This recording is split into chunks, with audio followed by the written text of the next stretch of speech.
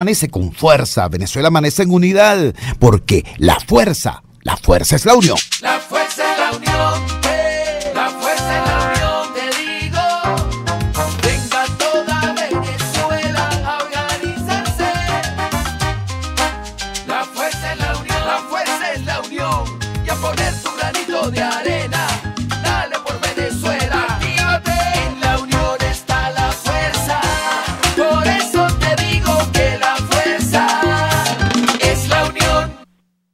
Muy buenos días, bienvenidos a este su espacio, La Fuerza de la Unión, una tribuna abierta de la sociedad democrática venezolana para compartir con todos ustedes, más allá de cualquier distingo puntual, partidista o ideológico, la angustia, la preocupación, la justa indignación por lo que hoy ocurre en nuestro país y también la certeza, la confianza, la esperanza de que trabajando juntos, de que remando unidos en la misma dirección, seremos capaces de construir la Venezuela de trabajo y de respeto, la Venezuela con alimentos y con medicinas, la Venezuela con democracia y con libertad, que todos necesitamos y que ciertamente todos merecemos. Demos inicio de inmediato a nuestro programa hoy, en esta madrugada del viernes 21 de septiembre, con el desayuno informativo que nos trae nuestro aliado César Batis, el director de El Pitazo, esa iniciativa del periodismo venezolano, elpitazo.com, que ha sido tremendamente agredida justamente para tratar de evitar que los ciudadanos se informen, para tratar de evitar que los ciudadanos conozcan todas las aristas del hecho noticioso. Pero bueno, ahí está El Pitazo junto con las otras manifestaciones de esa nueva épica del periodismo venezolano, que es la épica electrónica, pues el periodismo en las redes, migrando a las redes ante el colapso de los medios convencionales. César, muy buenos días, te escuchamos. Buenos días, Chuy, buenos días a toda la audiencia. Bueno, vamos a comenzar con contenidos exclusivos que solamente encontrarán en El Pitazo, y si no lo puedes ver en la página web porque debido al bloqueo, o en elpitazo.com, elpitazo.info o elpitazo.ml, por favor búsquenlo en el Facebook El Pitazo y allí podrán ver estas informaciones. También lo pueden ver en nuestro Twitter, El Pitazo TV, y en Instagram, El Pitazo TV. Bueno, vamos a comenzar con esta información que publicamos anoche. El gobernador de Bolívar, sancionado por Estados Unidos, busca refugio en México.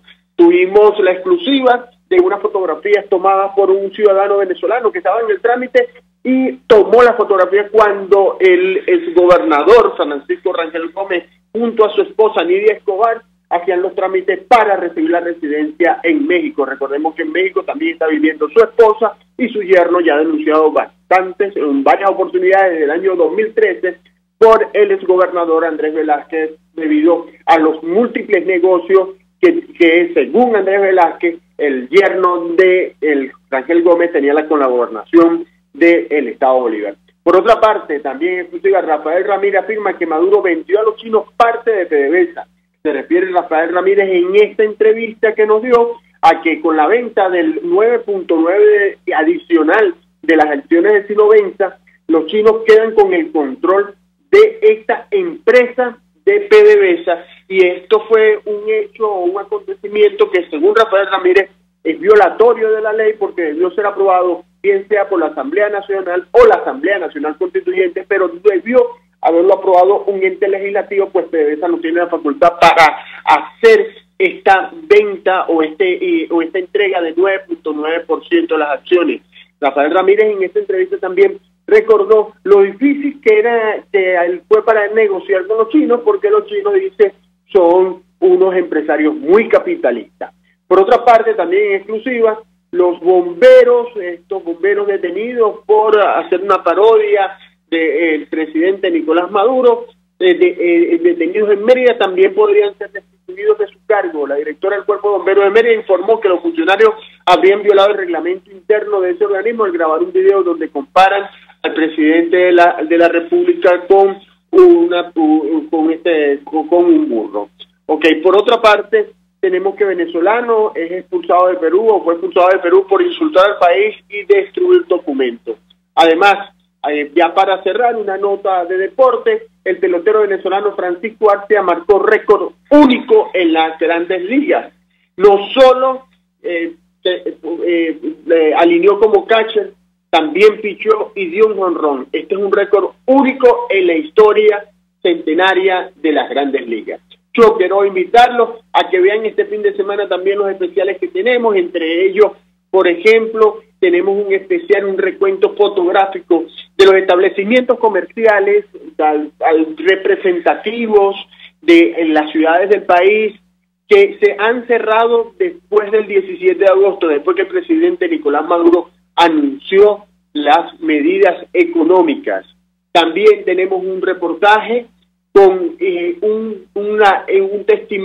con testimonios de personas, venezolanos que viven en el refugio Los Chamos, ubicado en la mitad del mundo, en Quito, Ecuador, y ellos allí nos cuentan lo que ha sido la experiencia de este refugio formado por una médico venezolana y donde están alojados y trabajando un grupo también de compatriotas que han salido en esta migración que lamentablemente estamos padeciendo los venezolanos. Mira, Chugo, bueno, esto es todo por hoy. Un gusto conversar contigo y con toda la audiencia y nos estamos viendo en una próxima oportunidad.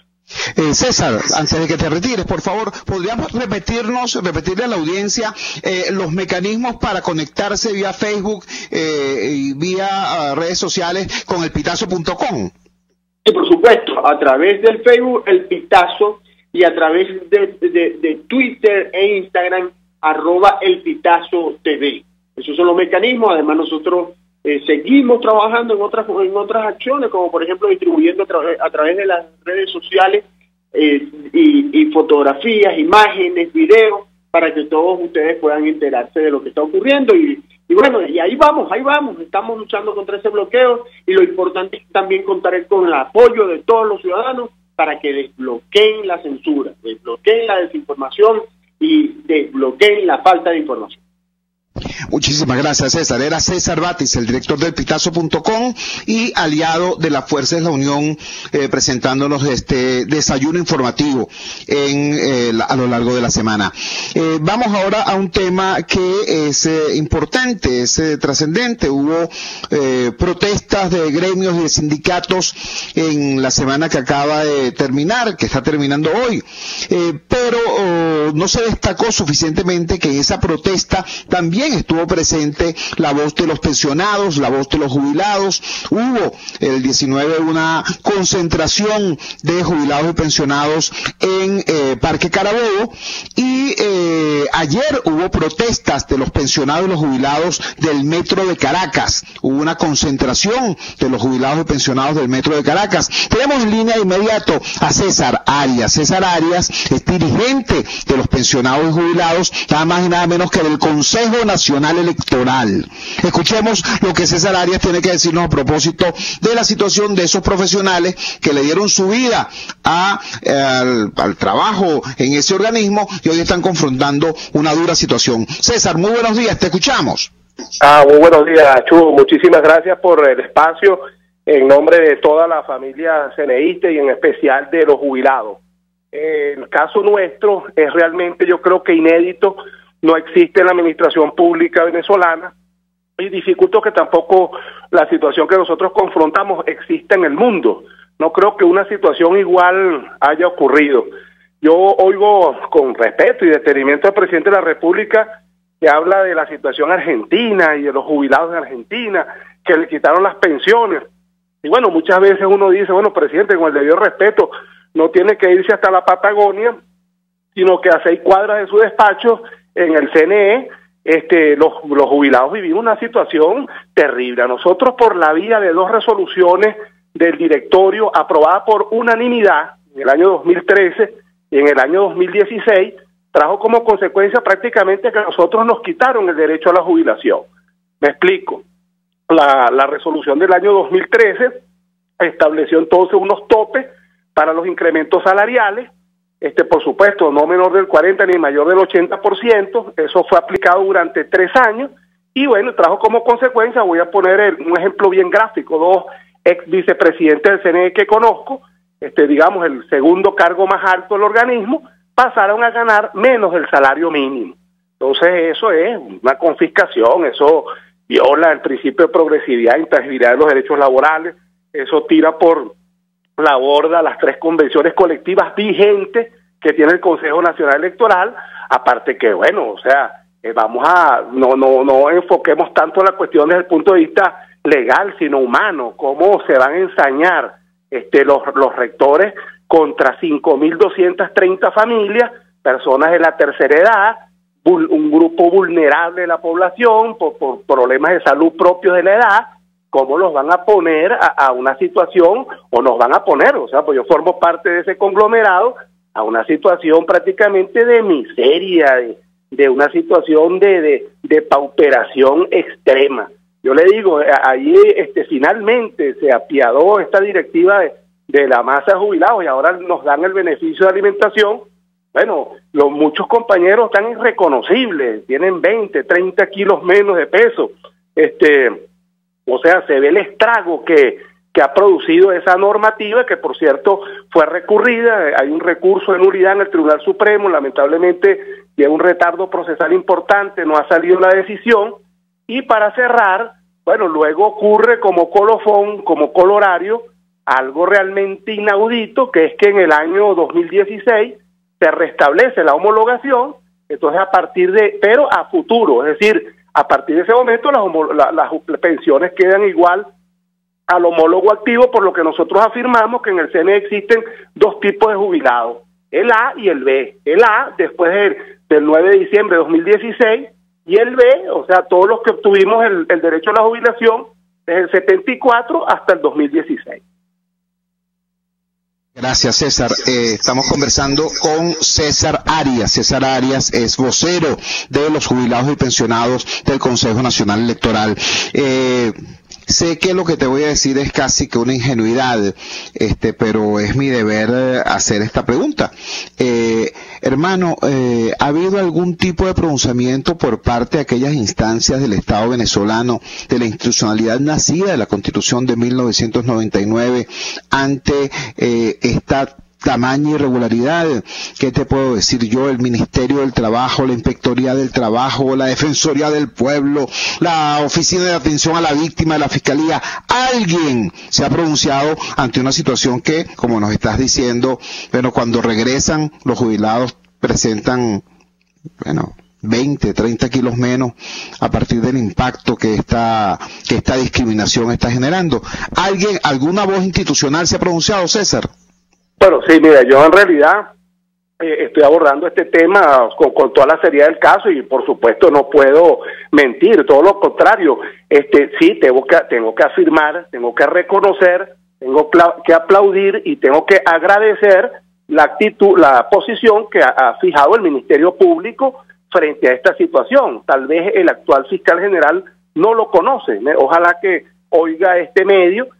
Porque fíjese, cuando se hizo la audiencia de juicio después de 4 años en la sala político-administrativa, los recursos de nulidad obligatoriamente es parte del mismo el Ministerio Público. Entonces se citó al Ministerio Público a través de una fiscal que tienen ante la sala político-administrativa y debo reconocer que la posición del Ministerio Público es que esa resolución es inconstitucional, viola todos los acuerdos internacionales suscritos por la República.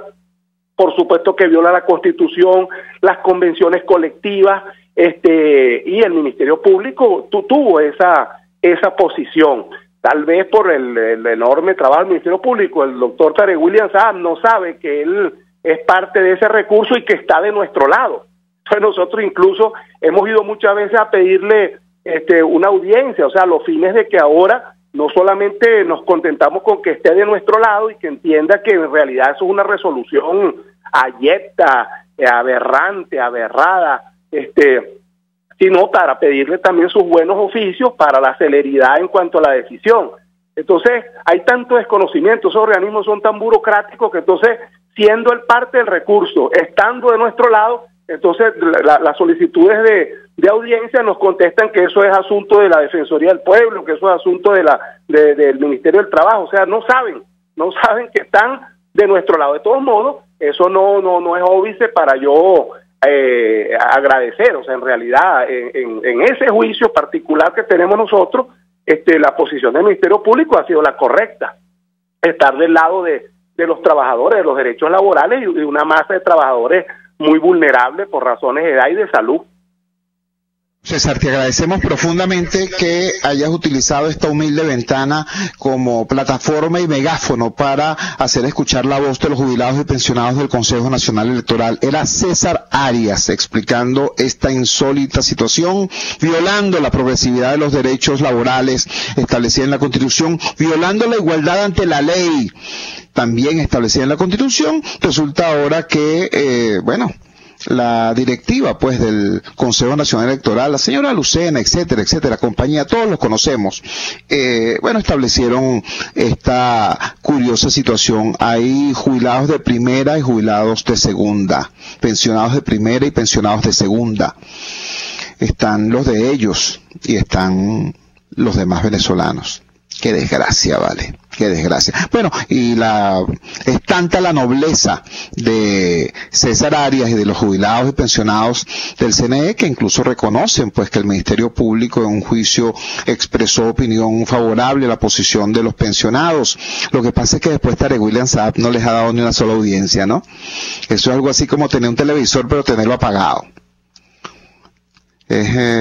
Forma parte pues de este proceso de destrucción de la institucionalidad democrática desde adentro. Gracias a César Arias, gracias a César Batis. Vamos a la siguiente pausa comercial y ya regresamos con muchísimo más de La Fuerza. La Fuerza es la Unión. Usted escucha Unidad, La Fuerza es la Unión, con Chuo Torrealba por RCR 750 AM. Puedes seguirnos en nuestras redes sociales. En Twitter, @RCR750, la radio que se ve. En RCR somos vanguardia. Toda la programación de tu RCR también la puedes seguir a través de la internet. Audio y video en tiempo real. Noticias y mucho más. No te pierdas ni un segundo de nuestra programación. No hay excusa ni cadena que valga para que dejes de escucharnos. Ingresa a rcr.tv, la radio que se ve. Opinión, ideas en debate. Usted escucha a Chuo Torrealba en Unidad, La Fuerza es la Unión, por RCR. Regresamos a La Fuerza es la Unión. Acá en este programa hemos hecho un esfuerzo por trascender la queja y la denuncia y el inventario de las cosas malas que están ocurriendo. Porque bueno, uno que trabaja y vive en los sectores populares, uno no necesita que le estén recordando ni recitando cuán dolorosa, cuán golpeante es la realidad que enfrentamos. Uno lo sabe porque uno lo vive. Por eso es que ciertamente molesta a veces cuando desde el liderazgo político que debiera ser alternativo, desde el liderazgo político opositor, o hay un profundo silencio o encontramos a los líderes convertidos en algo así como comentaristas de noticias, ¿no? Diciéndonos a nosotros, contándonos a nosotros, los ciudadanos, lo que vivimos todos los días. Están descubriendo ahorita, por ejemplo, que el metro no funciona o cosas por el estilo, por el amor de Dios. El país lo que necesita del liderazgo político es, bueno, que actúen como lo que dicen ser, como líderes. Un líder lidera, un dirigente dirige, y para dirigir y para liderar es necesario señalar camino. Este país lo que está esperando el liderazgo opositor es que diga, el objetivo es este, el cambio deseable, no cualquier cambio, el cambio deseable es este, y para lograr ese cambio deseable, la estrategia de todos es esta estrategia, y esta estrategia de todos se concreta en una hoja de ruta que es esta que les presentamos acá, hoja de ruta pactada que todos vamos a respetar. Eso es lo que nosotros necesitamos de un liderazgo opositor responsable y serio. Bueno, y el que tenemos, y es el que hay que exigirle, por cierto, porque en tiempos de dictadura, en tiempos de feroz represión, no hay posibilidad de estar renovando un liderazgo simplemente porque ha dado muestras de ineptitud, porque nadie aspira a esos cargos cuyo ejercicio pueden implicar la prisión o el destierro. Así que lo que nos queda es hacer presión sobre el liderazgo que tenemos tenemos para que actúe a la altura de las circunstancias, de la necesidad del pueblo, del dolor del pueblo. ¿Qué es actuar a la altura de las circunstancias? Bueno, es ubicar de verdad dónde estamos y cómo hacer para colocarnos en la situación país en la que debemos estar.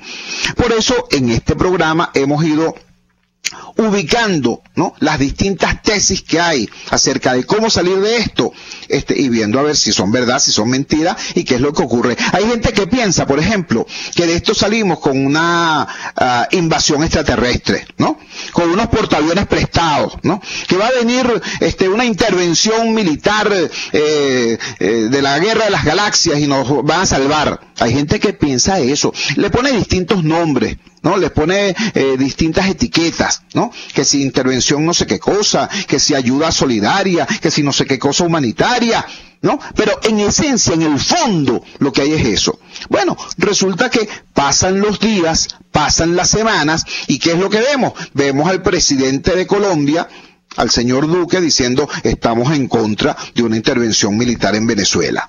Escuchamos lo que dice la Cancillería brasileña, la más importante del continente, una de las más profesionales, Itamaraty, dice estamos en contra de una intervención militar en Venezuela. Escuchamos al Grupo de Lima, nada más y nada menos, 11 países del Grupo de Lima, diciendo estamos en contra de una intervención militar en Venezuela.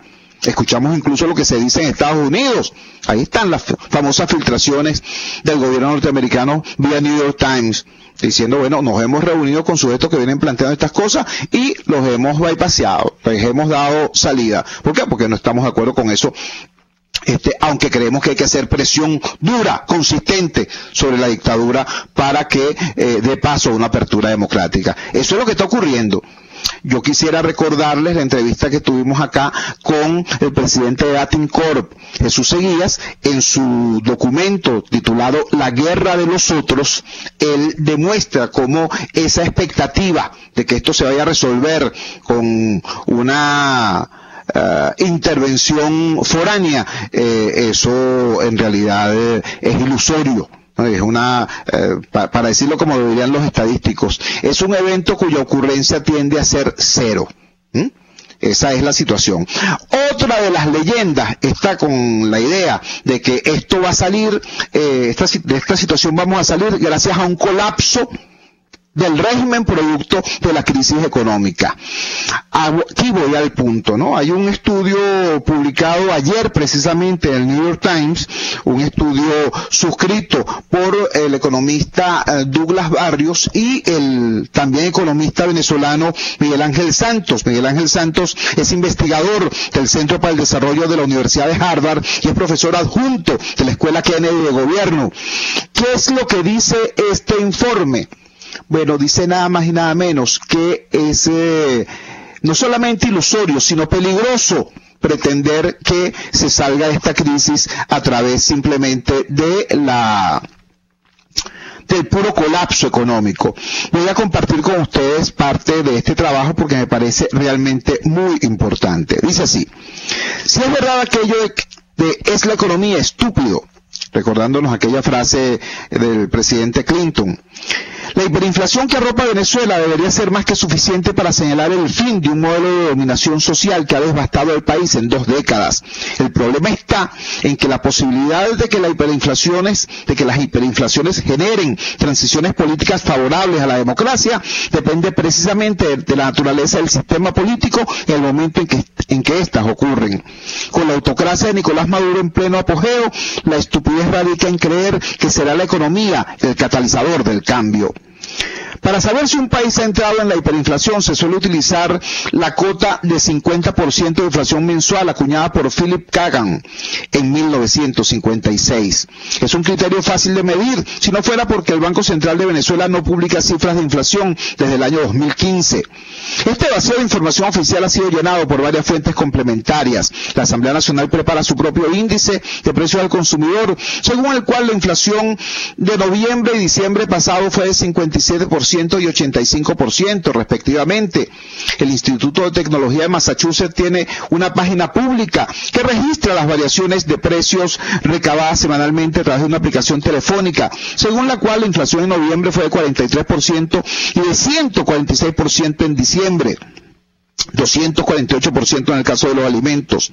Otras fuentes independientes también apuntan a noviembre como el inicio formal de la hiperinflación y coinciden en ubicar la inflación del cierre en cerca del 2.700%. Estamos hablando del cierre del año pasado. Este desquicio es en buena medida producto de la creación de dinero para sustituir los ingresos fiscales que se han desvanecido tras una recesión que ha destruido el 40% de la economía en 4 años. La creación de dinero en octubre pasado representaba el 79% de los ingresos fiscales del gobierno.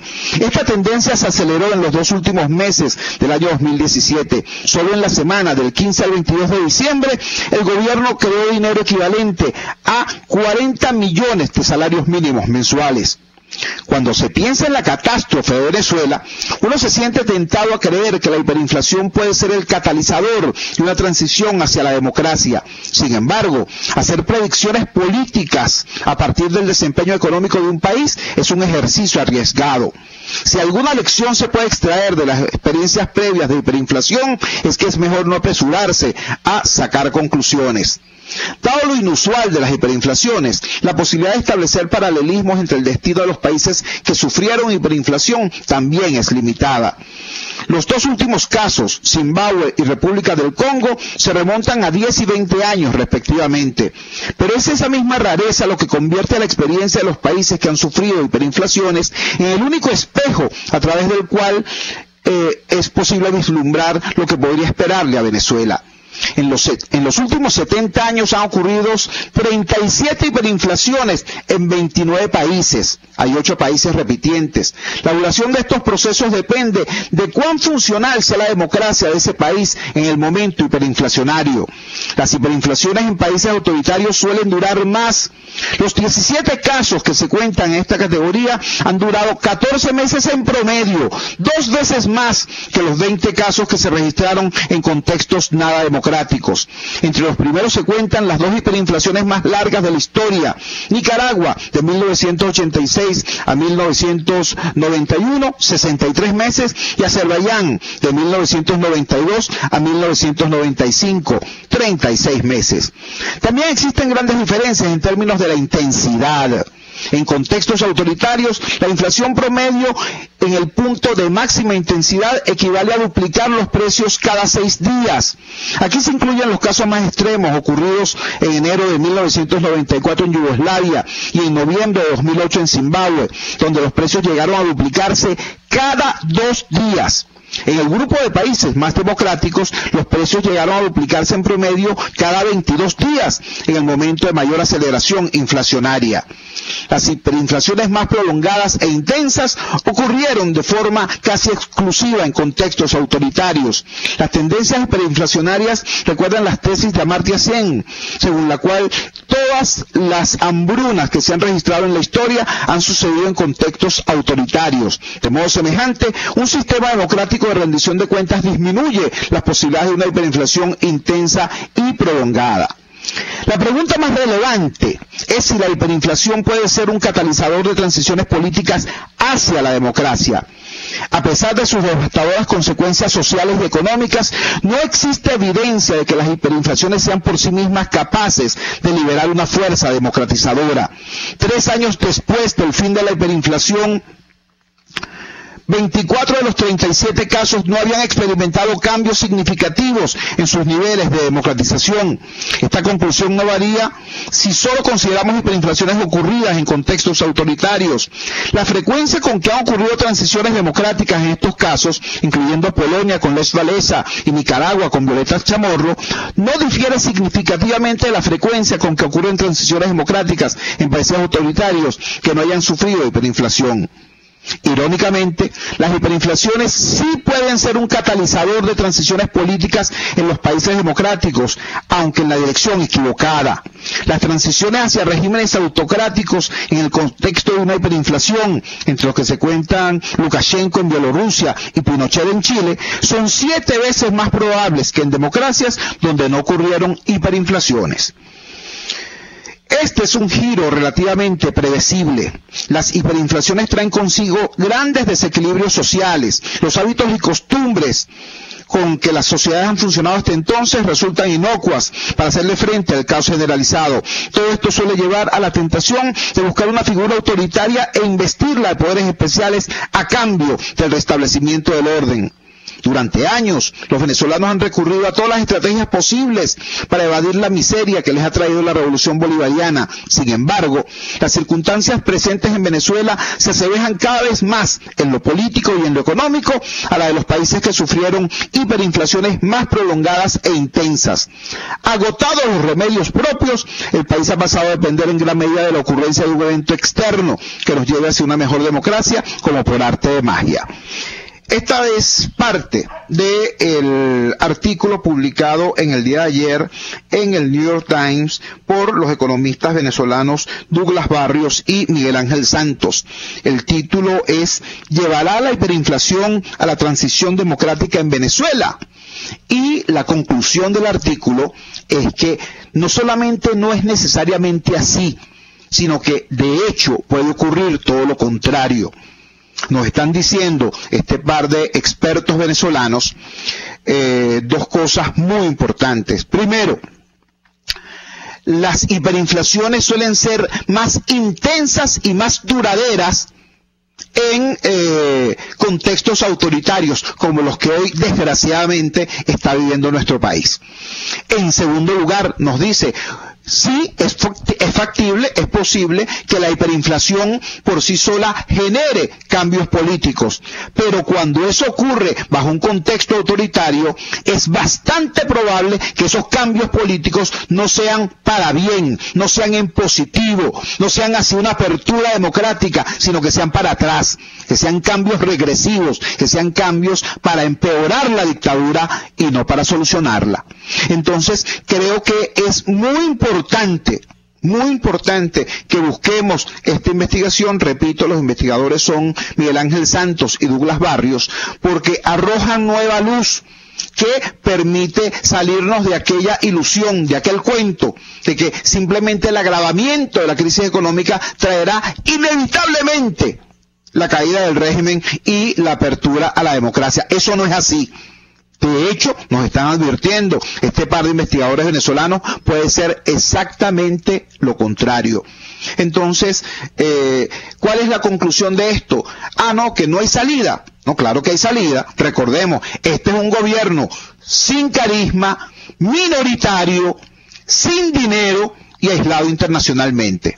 Nada más y nada menos. Es decir, las posibilidades de salir de él son amplias. Pero hay un requisito. Hay que hacer política seria y política de calidad, no mesianismo demagógico. Vamos a la siguiente pausa comercial y ya regresamos con muchísimo más de La Fuerza. La Fuerza es la unión. Les estamos presentando Unidad. La Fuerza es la unión. Solo por RCR 750 AM. En la Gran Feria Santo Cristo de la Grita consigues la mayor variedad de hortalizas, verduras y frutas frescas al mejor precio de Caracas y puedes pagar con punto de venta o efectivo. Prueba y comprueba. Lo que buscas lo tienes los viernes y sábados en la urbanización Santa Mónica, Avenida Francisco Pimentel, al lado de la Casa Comunal. Gran Feria Santo Cristo de la Grita, economía y calidad. Las lesiones ocurren todos los días y en Globalterap te garantizamos tu pronta recuperación con tratamientos de rehabilitación personalizados de electroterapia, ultrasonido, láser, tracción lumbar y cervical, drenaje linfático y rehabilitación cardíaca. No te confundas, estamos en el Centro Comercial Multiplaza Paraíso, nivel empresarial 2, teléfono 0212-461-9087, Globalterap y despídete del dolor. Les estamos presentando Unidad. La Fuerza es la unión. Solo por RCR 750 AM. Regresamos a La Fuerza es la unión. Fueron anunciados los 12 finalistas del Premio Latinoamericano de Periodismo Gabriel García Márquez. De estos 12 finalistas de todo el continente, de todo el subcontinente, 2 son venezolanos. nuestros amigos de Efecto Cocuyo por la cobertura dada las protestas, y nuestros amigos de La Vida de Nos, un proyecto periodístico que se encarga de realzar y divulgar las historias de los venezolanos, las historias del ciudadano de a pie, las historias de la gente como nosotros, la gente común, que desarrolla estrategias de diversa naturaleza para enfrentar y sobrellevar esta muy dura situación que nos ha tocado vivir en este tiempo. La Vida de Nos participó en este concurso con un trabajo específico sobre un tema que a mí me llama muchísimo la atención, el tema de los presos políticos, pero no solo de los presos políticos en general, sino haciendo hincapié en esos presos políticos que no son líderes partidistas, que no son figuras públicas, esos presos políticos que tienden a quedar en el olvido. Bueno, esas historias las rescató La Vida de Nos, y ese es el trabajo que calificó como finalista en este importantísimo concurso latinoamericano de periodismo. Para que nos hable de ese trabajo en particular y de La Vida de Nos como proyecto periodístico, tenemos en línea al poeta Héctor Torres, quien junto con Albor Rodríguez coordina esta iniciativa. Héctor, gracias por atender nuestra llamada madrugadora. Muy buenos días, te escuchamos. Días, Chu. Bueno, sí, la Vida de Nos en principio se propone precisamente eso, mostrar al venezolano común en sus historias cotidianas de lucha de estos tiempos tan complejos, pero mostrarlos en su condición humana amplia. No convertirlos en noticias, sino mostrar que en sus historias están los temas de la misma condición humana universal, pero montados en este contexto tan rudo, tan difícil, ¿no?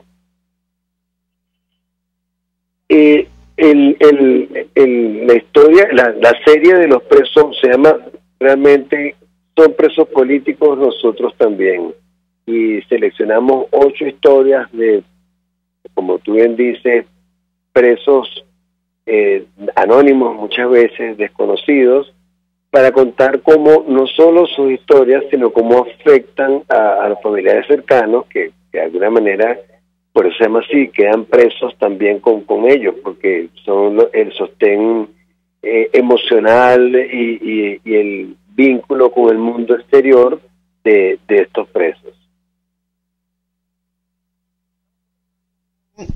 Estamos conversando con el poeta Héctor Torres, quien coordina junto con Albor Rodríguez este proyecto llamado La Vida de Nos. Héctor, háblanos un poco de cómo han avanzado ustedes para trascender el discurso periodístico convencional. Cuando digo trascenderlo, no me refiero a que el discurso periodístico sea malo ni plano de por sí, sino que está dirigido a resolver una necesidad, la información. Entonces suele ser preciso, sobre todo en el periodismo electrónico, donde los mensajes compiten no con 10 periódicos o con 5 canales o con 30 emisoras, sino que compiten con millones de mensajes que están en la red. Entonces las exigencias de precisión y su carácter puntual es incluso bastante más exigente. ¿Cómo se han aproximado ustedes a la construcción de un lenguaje periodístico que implique esto? Pues articular narrativas que más allá de la noticia dibujen a la ciudadanía. Sí, es interesante porque una de las cosas que tiene La Vida de Nos es que está a mitad de camino entre la literatura y el periodismo. Yo soy básicamente narrador, es lo que he sido durante 20 años, y esa fue la llave que hicimos Albor y yo, que ella es una periodista de mucha trayectoria, tiene 30 años en esto de periodismo, pero ella estaba interesada en abordar la noticia desde otro punto de vista, y por eso fue que, bueno, un día me propuso este proyecto, un día de mediados de 2016, y empezamos a esbozar la idea de cómo contar la vida del ciudadano común, pero usando los recursos literarios para hacer que esas historias trasciendan, que esas historias emocionen al lector, y allí la fusión que hicimos, historias que tienen reportería, que tienen todos los recursos del periodismo para buscar la noticia, pero construidas usando los recursos de la literatura, para que fuesen historias que no solo contaran el asunto específico que quieren contar, sino que de alguna manera relataran esa condición humana de esas personas que están padeciendo y que están sometidas a circunstancias increíbles, porque nuestra intención es hacer que trasciendan el momento y que dentro de 5 o 10 años se puedan acudir a esas historias y encontrar que así vivíamos los venezolanos, sometidos a estas condiciones, y allí estaban personas luchando por su vida en medio de un marco pues que nos parecerá increíble que estemos viviendo de esa manera. Sí, estamos conversando con el poeta Héctor Torres. Tú me perdonas, Héctor, yo te acabo de escuchar que tú básicamente te defines como un narrador, pero la visión que yo tengo de ti como autor cambió radicalmente a partir de tu libro de crónicas Caracas Muerde. Caracas Muerde presenta un conjunto de textos que ciertamente a veces son duros, golpeantes, descarnados, pero tienen un vuelo poético ciertamente muy importante. Entonces la combinación de eso, de una narrativa eficiente, de un respeto por los hechos, que es característica del periodismo de calidad, y un vuelo poético también indudable. Héctor, ¿cómo crees tú? Te voy a poner 2 ejemplos. Para mi generación, el general Gómez era un actor venezolano de apellido Briceño, que aparecía en las novelas de Cabrujas y que decía Chito cada vez que alguien le importunaba, ¿no? Las historias sobre lo que fue la resistencia ante Pérez Jiménez está también nimbado pues por una suerte de halo de leyenda. ¿Cómo crees tú que dentro de 15 o 20 años, tal como nos acabas de decir, pueda leerse esto que está ocurriendo hoy? ¿Cómo crees tú que pueda leerse dentro de 15 o 20 años, por supuesto, el horror, el terror, la violencia, pero también la resiliencia y la capacidad de reinvención de un país ante todo esto que está pasando? ¿Cómo crees tú que pueda leerse eso dentro de 20 años y cómo podemos contribuir nosotros a que esa lectura sea no solamente más fiel a los hechos, sino también más amorosa? Oye, muy interesante. Sí, yo creo que una de las cosas que nos resulta vital en lo personal y a nosotros como editores de La Vida de Nos es, entre otras cosas, mostrar la condición humana de las personas que están padeciendo esta realidad con mucho respeto, respeto a su integridad, respeto a su dignidad humana, ¿no? Porque son personas que están luchando durísimo contra algo que nos parecerá imposible que vivimos. De verdad que yo siento que de aquí, como bien dice, a 15 años, echemos la vista atrás y nos preguntaremos cómo sobrevivimos eso, cómo nos enloquecimos. Y bueno, yo creo que es importante que quede un dibujo bastante preciso, no maniqueo, no oportunista, no usando a la gente para fines particulares, sino poder mostrar la batalla tan dura que gente común llevó a cabo todos los días para sobrevivir, porque es importante la reconstrucción de esa memoria, porque de allí saldrá la posibilidad de que entendamos lo que vivimos, que podamos recuperar la dimensión de lo que nos tocó vivir y hayamos sabido sacar conclusiones sanas que nos permitan evitar que vuelva a ocurrir algo como esto. Te agradecemos profundamente que nos hayas regalado estos minutos en esta madrugada del viernes 21 de septiembre. Era Héctor Torres, el poeta y narrador venezolano Héctor Torres, que junto con la periodista Albor Rodríguez coordina el proyecto La Vida de Nos a través de las redes sociales, y uno de los trabajos de este proyecto, específicamente referido al tema de los presos políticos, acaba de quedar como finalista. Es uno de los 12 finalistas del Premio Latinoamericano de Periodismo Rómulo Gallegos. Ya quedar entre los 12 finalistas es todo un triunfo, pero bueno, sigamos esperando cuál es el resultado final de este premio. No tengo la menor duda de que podrá también recaer acá en Venezuela. Muchísimas gracias, Héctor Torres. Vamos a la siguiente pausa comercial y ya regresamos con muchísimo más de La Fuerza. La Fuerza es la unión. Les estamos presentando Unidad, la fuerza es la unión, solo por RCR 750 AM. Puedes seguir nuestra programación a través de rcr.tv, la radio que se ve. ¿Buscas cauchos para tu carro, camioneta, picote o camión? Acércate a la Cauchera Fran Luis, donde tienen el que buscas al mejor precio y con insuperables promociones. Cauchera Fran Luis, al final de la Avenida Baral, pasando la estación de servicio, teléfono 0212-481-1752. Cauchera Fran Luis, tu mejor opción. Superar una lesión es trabajo de profesionales. La unidad de cirugía articular y medicina deportiva Haroldo Macareño y Guillermo Rangel cuenta con el mejor equipo de traumatólogos en medicina deportiva, cirugía artroscopia y reemplazos articulares. Ubícalos en la Policlínica Metropolitana o al 0414-305-8176. Superar tu lesión es nuestro compromiso. Antes de empezar el día, entérese de lo que acontece en el país junto a Pedro García Otero en Titulares de la Mañana, de lunes a viernes a las 6:30 de la mañana. Acompáñelo y empiece su día bien informado.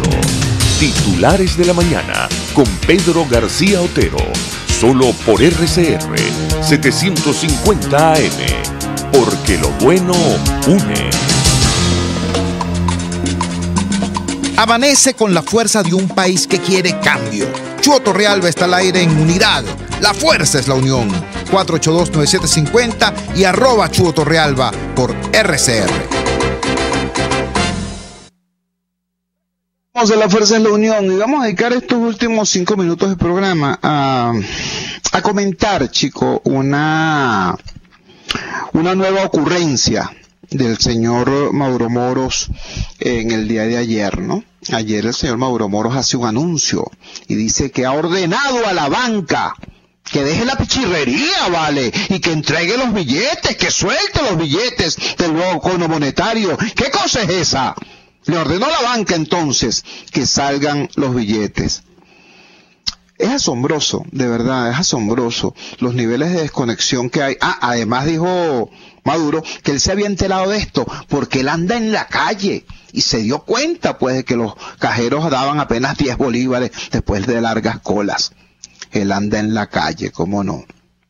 Si hasta en Estambul, chico, hasta en Turquía, para comer en un restaurante, como se pudo ver, porque ellos mismos permitieron que se viera, está rodeado de una gran cantidad de elementos armados y de anillos de seguridad. Hasta en Turquía, imagínate tú, en la avenida Urdaneta, pues no te quiero contar. Bueno, decía el señor Mauro Moros eso, pues que se había dado cuenta de esa iniquidad porque él andaba en la calle y entonces le daba la orden a la banca de que liberaran el efectivo.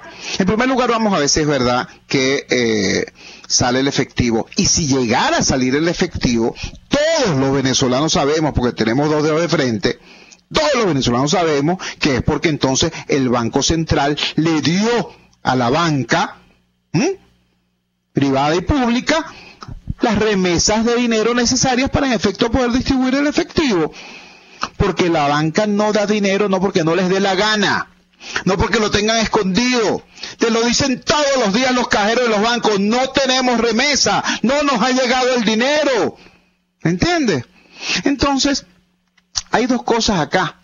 Por un lado, el ejercicio de cinismo desde el poder y por otro lado el profundo irrespeto hacia el pueblo. Les voy a contar una cosa que yo conocí por allá en mis años de estudiante de historia en el Pedagógico de Caracas. Hay un autor llamado Carl Wittfogel. Su enfoque de la historia se basa en un reduccionismo. Él habla de las sociedades hidráulicas, de las sociedades hidrológicas. Él destaca cómo las grandes sociedades de la antigüedad siempre surgían al lado de los grandes ríos. Y él refiere en uno de sus libros, en uno de sus pasajes, que conocedor como lo era la clase política egipcia de las alzas y las bajas del río Nilo, de las crecidas del río, de las crecidas estacionales del río, debido a los estudiosos que ellos tenían allí, los astrónomos que tenían allí, etcétera, etcétera. Cuando ellos sabían que el río iba a crecer, hacían un gran acto y convocaban al pueblo, etcétera, etcétera, y entonces se paraba el faraón y le decía: Nilo, yo te ordeno que crezcas. Y en efecto, poco después el Nilo crecía, ¿tú me entiendes? Y la gente decía: oh, mira, el faraón le ordenó al río que creciera y el río creció. Por supuesto, estamos hablando de la antigüedad remota, estamos hablando de masas absolutamente ignorantes y de un poder igualmente cínico, que trataba de especular con la ignorancia de la gente. Entonces viene ahorita Maduro, porque pongo el ejemplo que viene ahorita Maduro, que seguramente ya sabe que el Banco Central le enviará las remesas a los bancos y entonces dice: yo le ordeno a la banca que salga el efectivo. Ah, bueno, claro, chicos, si el efectivo no llegaba a la banca, si el efectivo no salía de la banca porque no había llegado, y no ha llegado porque el Banco Central no lo enviaba, es decir, porque tu gobierno no lo enviaba, va a venir ahora con esa cómica. O sea, discúlpenme la expresión, pero ver nuevamente cómo el poder, desde su soberbia, desde su prepotencia, desde su cinismo, intenta burlarse de la gente. Chicos, ¿tú sabes lo que son hacer esas colas inmensas para obtener una mínima cantidad de efectivo que además no te alcanza absolutamente para nada? Y no te alcanza para nada por la hiperinflación. Y la hiperinflación es producto de que el gobierno de Maduro genera cualquier cantidad de dinero inorgánico para tapar su propio déficit, obligándonos a todos entonces a vivir en esta situación donde los precios se duplican cada poco tiempo. Ese es el tema, eso es lo que tenemos que tener claro, no quedarnos en las apariencias, sino ir más allá, ver al fondo del asunto, ver cuál es la nuestra injusticia para poder oponerse a ella y para poder derrotarla. Feliz fin de semana. Trabajamos para ustedes en la dirección general de la emisora, Jaime Nestares. En la producción de este espacio estuvo Marianela Castillo, al frente de los controles estuvo César Arteaga. Habló para ustedes su amigo, comunicador popular, activista social, ciudadano en lucha por la democracia y por la libertad, Jesús Chuo Torrealba. Ahora más que nunca, fuerza, Venezuela, porque la fuerza es la unión. RCR presentó Unidad, la fuerza es la unión, con Chuo Torrealba, solo por RCR 750 AM.